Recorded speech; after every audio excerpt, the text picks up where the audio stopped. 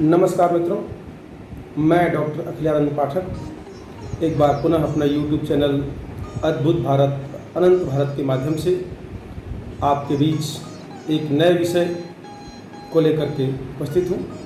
मित्रों, हाल ही में अभी भारत देश में बहुप्रतीक्षित 28 वर्षों बाद लगभग नई शिक्षा नीति 2020 इसको NEP कहा जा रहा है, नेशनल एजुकेशन पॉलिसी, उसका प्रस्ताव जो इसरो के पूर्व अध्यक्ष के कस्तूरीरंगन जी ने पेश किया और सरकार ने उसको अमली जामा पहनाते हुए 2021-22 तक लागू करने के लिए देश के समक्ष रखा है। मित्रों, इससे पहले हमारे देश की जो शिक्षा नीति है उस पर पहले भी विचार होता रहा है। 1968 में, उसके बाद से 1986 में राजीव गांधी के समय नई शिक्षा नीति जिसमें कंप्यूटर एजुकेशन को वोकेशनल कोर्स के रूप में दिया गया था और वो अपने आप में आज़ाद भारत की एक बहुत अच्छी नई शिक्षा नीति के रूप में जाना जाता है। 1992 में नरसिम्हा राव जी के समय उसमें कुछ संशोधन हुआ, लेकिन वो आंशिक था और इतने वर्षों बाद पूरे देश को, शिक्षक समाज को, छात्र छात्राओं को एक ऐसी शिक्षा नीति की आवश्यकता थी जो आधुनिक हो और विद्यार्थियों के भविष्य को देखते हुए बनाई गई हो, उसकी सारी आवश्यकताओं को पूर्ण करने वाली हो। क्योंकि शिक्षा का उद्देश्य सिर्फ नौकरी प्राप्त करना नहीं है, संपूर्ण विकास के साथ उसका कौशल और व्यक्तित्व विकास हो, जिससे वह जीवन में कुछ प्राप्त कर सके।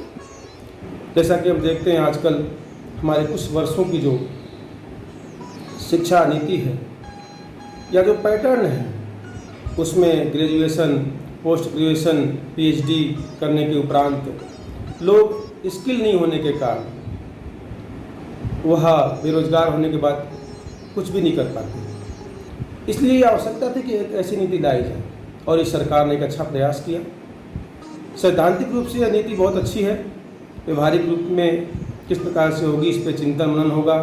ये 2020 में आई है, देखते हैं कब तक लागू होगी। अब इसे कुछ जो टेक्निकल पॉइंट है उस पर बातचीत करेंगे। तो मित्रों, इसको जो फार्मूला अपनाया गया 5-3-3-4, पहले की जो शिक्षा नीति थी इसमें हम 10+2 कहते थे। तो 10+2 क्या था, यानी कि जो 12 साल का अध्ययन था और 6 साल पर बच्चा पहली कक्षा में जाता था, तो 18 साल तक राज्य सरकार अपने बच्चों पर निगरानी रखती थी। अब भी उतनी ही निगरानी रखने वाली है, लेकिन उसका थोड़ा सा स्वरूप बदल गया है। यानी 6 साल में बच्चा पहले पहली कक्षा में, फिर 10वीं कक्षा तक, फिर 12वीं और उसके बाद वो ग्रेजुएशन करने के लिए जाता था। अब यह जो समग्र पॉलिसी है वह पहली बार तो पहली कक्षा से लेकर के और PhD तक की एक संकल्पना की गई है। तो एक अपने बहुत विशाल फलक या स्वरूप का है उसमें यह नीति है। तो इसमें किस प्रकार का बदलाव है मित्रों, अब बच्चा जो है 3 साल में ही प्रवेश करेगा और उसको कहा गया है जो 3 साल में प्ले ग्रुप में, जिसमें कोई परीक्षा नहीं होगी, वो खेलेगा कूदेगा जैसे बचपन में बच्चे खेलते कूदते हैं। और फिर 2 साल पहली, 2 साल में 1 साल पहली और दूसरे साल में दूसरी कक्षा प्राप्त करेगा। यानी 5 साल में बच्चा दूसरी कक्षा में जाएगा। मित्रों, ये क्यों किया गया? तो ये बहुत अच्छा विचार है समाजशास्त्रियों के द्वारा कि अर्लियर स्टेज में बच्चों को सीखने की अधिक क्षमता होती है, इसलिए बच्चों को 3 साल में ही खेल के माध्यम से स्कूलों में दाखिला दिया जाए और एक अच्छा प्रयास है। तो 5 साल इसको कहा गया फाउंडेशन स्टेज, इसमें 5 साल में बच्चा 3 साल खेलकूद, परीक्षा नहीं होगी और आगे के 2 साल पहली और दूसरी। मित्रों, इसके बाद का जो 3 साल का समय है इसको प्रिपरेटरी स्टेज कहा गया है। इसमें 3, 4, 5 कक्षा में बच्चा जाएगा और वहाँ पर एग्ज़ाम शुरू हो जाएगा और एक्टिविटीज़ के साथ स्टडी भी होगी। एक बहुत अच्छी बात है जो जानने वाली है आपको कि ये जो प्रिपरेटरी सिस्टम है इसमें बच्चा 3 साल तीसरी, चौथी, 5वीं पढ़ाई करेगा। उसमें एक राष्ट्रीय भाषा के साथ एक अपनी मातृभाषा चाहे कोई भी हो, इसकी बहुत दिनों से मांग चल रही थी। जैसे राजस्थान का राजस्थानी, बिहार का अपनी भाषा में, महाराष्ट्र का महाराष्ट्र, पंजाब का पंजाबी। इससे क्या हुआ कि राष्ट्रीय भाषा के साथ साथ अपनी मातृभाषा से जुड़ा रहेगा और उसके लिए सुविधाजनक रहती है बात ये एक बहुत अच्छी इस शिक्षा नीति की बात है मित्रों। तो उसके बाद से जो तीसरा स्टेज अगला 3 साल रहेगा उसको मिडिल स्टेज कहा गया है और इसमें छठी, 7वीं, 8वीं की कक्षा में बच्चा अध्ययन करेगा, 6, 7, 8। और यह बहुत महत्वपूर्ण स्टेज है। इसमें बहुत बड़ा बदलाव है। इसमें भारतीय भाषा के साथ कोई भी हम अपनी मातृभाषा में अध्ययन तो करेंगे, लेकिन इसमें स्टडी के साथ साथ वोकेशनल कोर्स की बात कही गई है। सिलाई, माली का काम, बड़ेगिरी काम, मछली पालन का काम सिखाया जाएगा। मित्रों, याद करें आज से 40 साल पहले तो खेल में नैतिक शिक्षा के साथ उस कौशल की बात करते थे, बच्चे सीखते थे। गुरुकुल परंपरा में बात करें तो द्रोणाचार्य हुए, चाहे वशिष्ठ हुए, चाहे परशुराम हुए, उनके गुरुकुल में हमें पढ़ाई के साथ साथ लकड़ी काटना, जीवन व्यवहार में किस प्रकार से हम करें, धैर्य सिखाना। इसलिए राजा रामचंद्र ने पुल बना ली, या महाभारत में पांडवों ने इंद्रप्रस्थ की राजधानी बसाई। क्यों? क्योंकि सभी कुछ उनको आता था। लेकिन आज क्या हो गया, रटंत विद्या के द्वारा ग्रेजुएट हो गए और अगर नौकरी नहीं मिली तो फ्रस्ट्रेशन में चले गए, किसी काम के ही नहीं है, तो BA वाला जो है किसी काम का ही नहीं रहा। अब ये कौशल जो हो जाएगा तो अपना तुरंत वह उद्यम करेगा। जो राजीव गांधी की शिक्षा नीति 1986 में थी, जिसमें कंप्यूटर एप्लीकेशन था, उसी का ये बड़ा रूप है। तो यहाँ पर 8वीं कक्षा के बाद और फिर इसके बाद मित्रों अगला जो होगा स्टेज, सेकेंडरी स्टेज जो 4 साल का होगा, इसमें कक्षा 9वीं से लेकर 12वीं तक की एजुकेशन होगी, 9 to 12। और इसमें बहुत अच्छी बात कही गई है, एक विदेशी भाषा के साथ साथ। और जो मुख्य बदलाव हैं उसको मैं आपको बता रहा हूँ। इसमें अब बोर्ड की परीक्षा समाप्त कर दी गई है, यानी 1 साल में एक परीक्षा नहीं होगी। ये परीक्षा फोबिया से दूर हटाने का काम है, स्ट्रेस कम करने के लिए किया गया है। अब यहाँ सेमेस्टर सिस्टम है, हर 6 महीने पे एग्ज़ाम होगा, यानी 9वीं, 10वीं, 11वीं, 12वीं में जो 4 एग्ज़ाम होते थे अब 8 एग्ज़ाम होंगे। और फैकल्टी यानी स्ट्रीम समाप्त कर दिया गया है। अब ये नहीं कि आर्ट्स फैकल्टी और साइंस फैकल्टी और कॉमर्स फैकल्टी, अब आप मिक्स कर लो, गणित को, भूगोल को, अंग्रेजी को, हिंदी को आप लो और एक ऐसा मल्टीपल चॉइस का जो सब्जेक्ट है, ये बहुत अच्छी बात है। और इसमें आलोचनात्मक मूल्यांकन भी किया जाएगा। और सबसे बड़ी बात तो इसमें यह है कि मूल्यांकन के लिए 3 स्टेज है। एक तो आप अपना स्वयं मूल्यांकन करें, जिससे आप में कॉन्फिडेंस बढ़े। आखिर में BA के बाद हम निर्णय लेते हैं ना कि हम क्या करें क्या नहीं करें। तो 11वीं 12वीं में क्यों नहीं बच्चा अपना मैं कैसा हूँ तो अपना खुद के हिसाब से नंबर देगा, ये नहीं कि मैं अपने आप को 100 नंबर दे दूंगा। दूसरा मित्र जो अपना सहपाठी है वो भी नंबर देगा, तो सहपाठी के प्रति आपका अच्छा व्यवहार होगा और उस पर कॉन्फिडेंस भी बढ़ेगा। और तीसरा जो शिक्षक मूल्यांकन करेगा, तो 9वीं से लेकर 12वीं तक में जो महत्वपूर्ण बात ये है कि बोर्ड परीक्षा समाप्त, सेमेस्टर यानी हर 6 महीने में परीक्षा, फैकल्टी को समाप्त कर दिया गया है और मूल्यांकन पद्धति में सेल्फ अपना मूल्यांकन, सहपाठी द्वारा मूल्यांकन और शिक्षक द्वारा क्रिटिकल जो आलोचनात्मक प्रश्न हैं उस दृष्टि से देख करके मूल्यांकन किया जाएगा। तो इस प्रकार से आपका जो है 5, 3, 3 और 4 का जो यह फार्मूला अपनाया गया, इससे आप अच्छा प्ले ग्रुप में घुस करके और यह 10वीं 12वीं तक की शिक्षा प्राप्त करेगा। अब ग्रेजुएशन में क्या है मित्रों, तो ग्रेजुएशन को 4 साल का कर दिया गया है। यहाँ भी स्ट्रीम खत्म है, BA, BSc, BCom खत्म, समाप्त कर दिया गया और कोई भी सब्जेक्ट को आप वही मल्टीपल चॉइस कर दिया गया। और इसमें एग्जिट और इंट्रेंस पॉइंट लागू किया है, ये बहुत अच्छी बात है। इसका मतलब क्या है कि आपने 1 साल BA किया, उसी काम में चले गए, छोड़ दिया तो एग्जिट हो गए। तो आपको 1 वर्ष का मिलेगा, इसको हम कहेंगे सर्टिफिकेट कोर्स। 2 वर्ष किया तो डिप्लोमा, 3 वर्ष किया तो डिग्री, 4 वर्ष किया तो रिसर्च और डिग्री। तो इस प्रकार से आपका ग्रेजुएशन हो जाएगा 3 साल में और 4 साल में। इसमें भी परीक्षा पद्धति अच्छी रहेगी और इसमें जो एंट्री, कई बार लोग शादी ब्याह का लड़कियां या लड़के एग्जाम देने के कारण बाहर चले जाते थे, उनका वर्ष खराब हो जाता था। लेकिन बहुत अच्छी बात है कि आपको 1 वर्ष का सर्टिफिकेट मिल जाएगा, डिप्लोमा डिग्री मिल जाएगी और वापस आप आ भी सकते हैं। पीजी भी अब 1 साल और 2 साल की कर दी गई है। इसमें भी एमए, एमएससी, एमकॉम समाप्त करके जो है मल्टीपल चॉइस हो गया है। और यहाँ पर जिन्होंने 3 वर्ष की डिग्री ली है उनके लिए 2 वर्ष का पीजी होगा, और जिन्होंने 4 वर्ष में डिग्री की यानी रिसर्च डिग्री, उनके लिए 1 वर्ष का ही होगा। यानी कि कुल मिलाकर के 5 वर्ष में बीए और एमए मिल करके होंगे।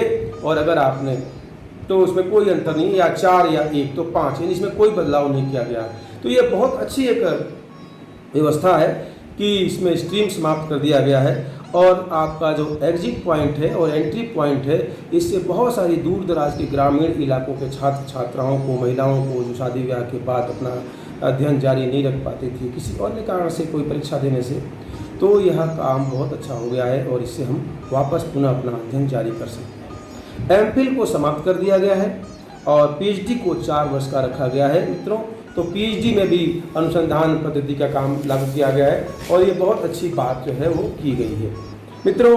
जो प्रमुख खास विशेषताएं हैं उसको मैं थोड़ा सा बता दूं कि इसमें जीडीपी का 6% जो बहुत बड़ा भाग होता है, पहले कोई 3-4% ही शिक्षा पर खर्च करते थे, लेकिन ये खर्च हो तो स्कूलों पर कंट्रोल, यानी कि आप कितनी फीस दो, निजीकरण के स्कूलों पर कंट्रोल किया गया है और उसमें ग्रेड बांट दिया गया है, A grade, B grade, C grade के स्कूल उस हिसाब से अपनी फीस को तय करेंगे।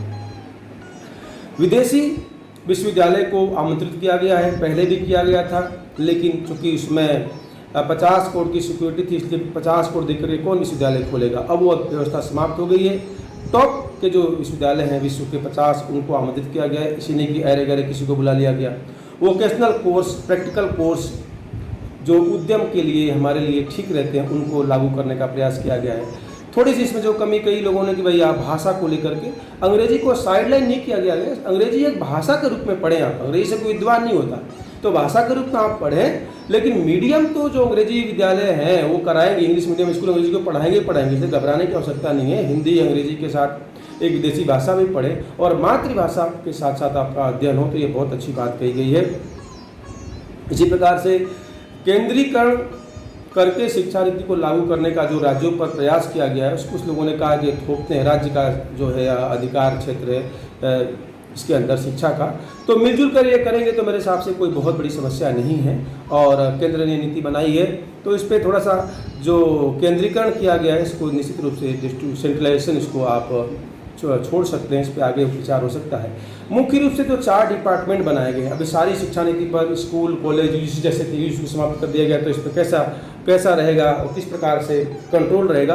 तो 4 डिपार्टमेंट बनाएंगे। एक तो जो है सिलेबस डिपार्टमेंट, जो सारे सिलेबस को मॉनिटर करेगा, किस प्रकार का सिलेबस हो, कितना घटाया जाए, कितना बढ़ाया जाए। दूसरा रेगुलेटरी सिस्टम, ये कैसे कार्य कर रहा है, टीचर की जो है वह सिस्टम क्या है, क्या मानदंड होने चाहिए, लैब कैसा होना चाहिए, सारा चीज़, तो ये भी एक बहुत अच्छी बॉडी है। एक तीसरा सिस्टम वित्त, सैलरी संबंधी बातें जो है, इसका फाइनेंशियल हो, ग्रेडिंग हो, ये बात छात्रवृत्ति का हो, तो ये एक और डिपार्टमेंट है। और चौथा डिपार्टमेंट जो है वो असेसमेंट का है, मूल्यांकन का है, किस प्रकार की असेसमेंट किया जाए, किस प्रकार का परिणाम जारी किया जाए, किस में उसमें सुधार किया जाए, अंक प्रणाली को लेकर के। तो ये 4 जो है डिपार्टमेंट खोले गए हैं, वह निश्चित रूप से शिक्षा नीति के माध्यम से इस हमारी हायर एजुकेशन पॉलिसी को कंट्रोल करेंगे।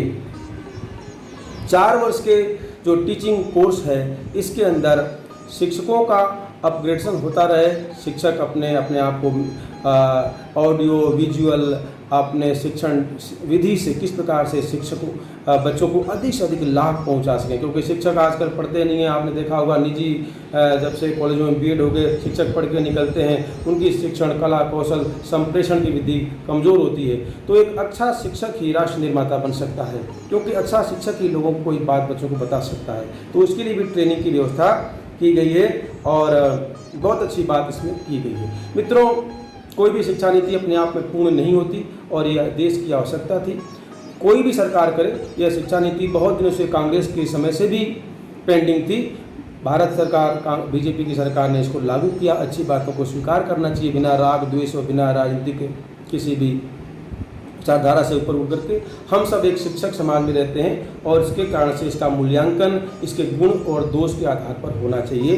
तो यह हमारी जो नई शिक्षा नीति NEP 2020 थी, कब तक लागू होगी इस पर चिंतन मनन चल रहा है। लेकिन निश्चित रूप से छोटे बच्चों को पठन पाठन से लागू करना, कला कौशल के द्वारा स्ट्रीम को समाप्त करना, बोर्ड को समाप्त करना, सेल्फ असेसमेंट को लागू करना और रेगुलेटरी बॉडी के द्वारा इस पर कंट्रोल करके और पूरे देश का एग्जिट पॉइंट और ये लागू करके ग्रेजुएशन के अंदर एक समग्र रूप से एक ऐसे व्यक्ति, एक ऐसे ग्रेजुएट को तैयार करने का यह अवधारणा है कि वह कॉलेज से निकलने के बाद, स्कूल से निकलने के बाद अपने जीवन में असफल नहीं हो। अगर उसको नौकरी नहीं मिलती है तो अपने वह कौशल के द्वारा अपनी जीविकोपार्जन कमा सके और वह फ्रस्ट्रेशन में नहीं जा सके।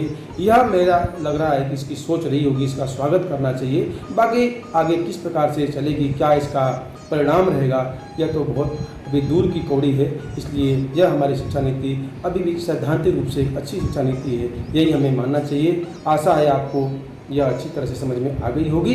पुनः किसी अन्य विषय पर आपसे मिलेंगे, तब तक के लिए धन्यवाद। लाइक कीजिए, सब्सक्राइब कीजिए, अपना मत जरूर इस विषय पर आप दीजिए। बहुत बहुत धन्यवाद, नमस्कार।